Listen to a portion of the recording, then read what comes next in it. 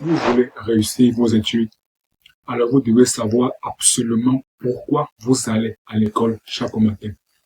Après avoir observé pendant longtemps le comportement de tous ceux qui ont réussi leurs études, alors j'ai pu recenser qu'il existe trois types d'étudiants qu'on va voir, qu'on va détailler un peu plus dans cette vidéo. Le premier type d'étudiants sont ceux qui sont prêts à tout pour obtenir les meilleures notes dans toutes les matières afin de figurer dans le top du classement. La réalité des choses, c'est qu'il n'y a absolument aucun mal à vouloir maxer dans toutes les matières. Il n'y a aucun mal à vouloir obtenir des meilleures notes dans chaque matière.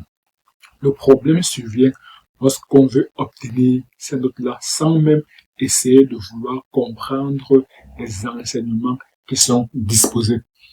Mais lorsqu'on creuse un peu plus en profondeur, on constate les réelles motivations derrière ces étudiants qui sont prêts à tout pour obtenir des notes. On comprend que leur réel but, c'est soit d'intégrer des filières qui sont très priorisées, c'est soit d'intégrer des écoles beaucoup plus prestigieuses qui requièrent d'avoir un prérequis, qui requièrent que l'étudiant en candidature dans l'école prestigieuse ait une certaine moyenne avant de pouvoir déposer sa candidature.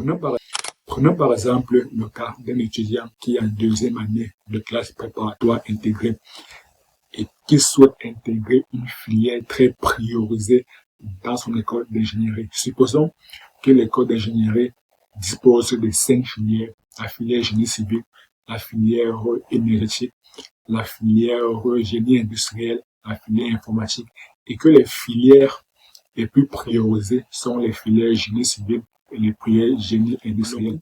Alors pour pouvoir intégrer ces filières très priorisées, alors il va falloir que l'étudiant en question obtienne des meilleures notes afin de pouvoir intégrer cette filière en question. Peu importe la manière, peu importe que l'étudiant comprenne les enseignements disposés, c'est pas ça le plus important, c'est pas ça le réel enjeu.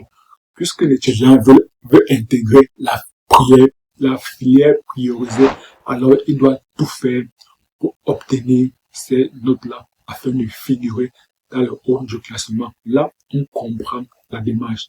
Et c'est pareil pour ceux qui veulent intégrer des écoles beaucoup plus prestigieuses.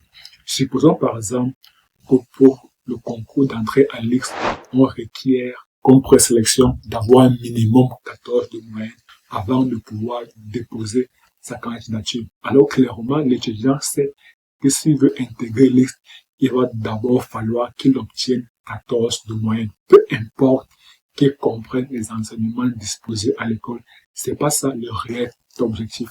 Le réel objectif, c'est juste d'avoir 14 sur 20. 14 sur 20, point barre.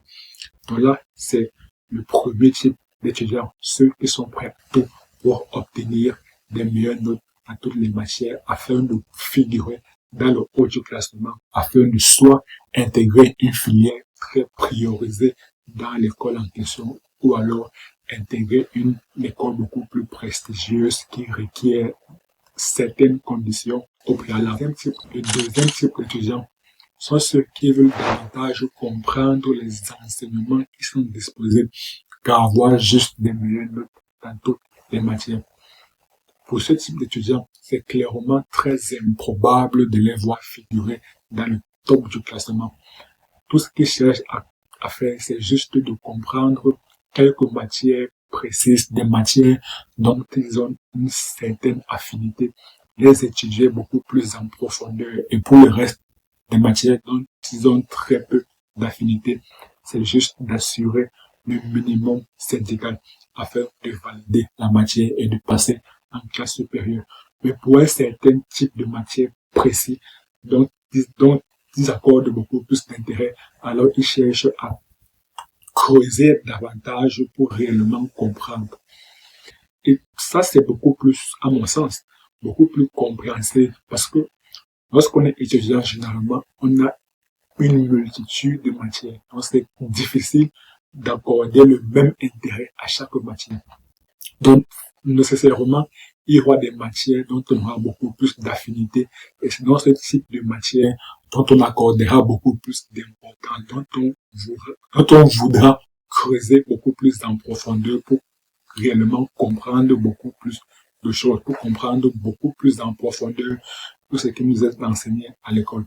Et pour le reste des matières, non pas qu'on s'en fout éperdument, mais on veut juste assurer un certain minimum syndical pour valider la matière et aller en classe supérieure. Prenons par exemple le cas d'un étudiant qui fait une école d'ingénierie, plus spécifiquement la filière génie civil. Les matières enseignées en génie civil sont entre autres la conception et le dimensionnement des bâtiments qui peuvent être en béton armé, qui peuvent être en bois, qui peuvent être en acier. On peut également avoir la conception et le tracé routier, la conception, le dimensionnement des ponts, le VRD, voirie et réseaux divers, le traitement des eaux polluées, le traitement des déchets, assainissement. Bref, il y a une multitude de matières qui sont enseignées chaque nature. Et naturellement, un étudiant n'accordera pas le même intérêt à chaque matière. Il y aura des matières dont il aura beaucoup plus d'affinité par rapport à d'autres. Et par conséquent, il accordera beaucoup plus d'importance. Il voudra creuser beaucoup plus en profondeur dans les matières dont il a un certain intérêt par rapport à d'autres matières, dont il assurera toujours de faire un minimum syndical, donc qu'il essaiera de valider. De la conséquence, c'est qu'il est très peu probable qu'il figure dans le haut du classement. En revanche, ce qu'il gagnera en retour, c'est d'avoir des connaissances beaucoup plus approfondies dans les matières dont il a éprouvé une importance beaucoup plus accrue par rapport à d'autres matières. Le troisième type d'étudiants sont les étudiants qui ne font partie ni du type 1 ni du type 2.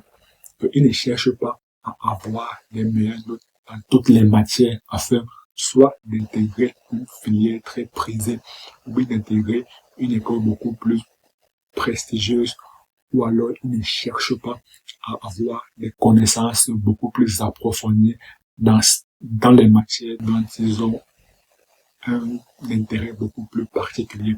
Clairement, ce type d'étudiant ne sait pas pourquoi ils vont à l'école. Ce type d'étudiant se contente juste de valider, d'assurer le minimum syndical. Et dans ce type d'étudiants figurent également ceux qui se sont lancés dans le business. Donc, ils n'ont pas, généralement, ils n'accordent pas d'importance, ou du moins, ils accordent très peu d'importance à l'école, mais accordent beaucoup plus d'importance au business. Ce qui fait donc qu'ils ne cherchent pas à avoir des meilleures notes dans des matières, ou alors n'éprouvent aucun intérêt dans toutes les matières, donc juste se contentent de valider et accordent beaucoup plus leur attention dans le business. Maintenant, donc, on peut donc se poser la question, est-ce que c'est très recommandé d'allier à la fois école, les études et le business? Si vous voulez savoir, cliquez sur le lien en description pour acheter le livre Un pied à l'école, un pied dans le business. La version numérique est à 15,99 € et la version physique, la version en livre est à 24,99 € seulement. Selon moi, faire des études, faire de l'école et en même temps faire du business est une initiative à vraiment encourager. Néanmoins, il faudrait le faire proprement. Il faudrait le faire dans les règles de l'art. Et ça, ce n'est valable que pour certains types d'étudiants qui fréquentent des établissements bien particuliers.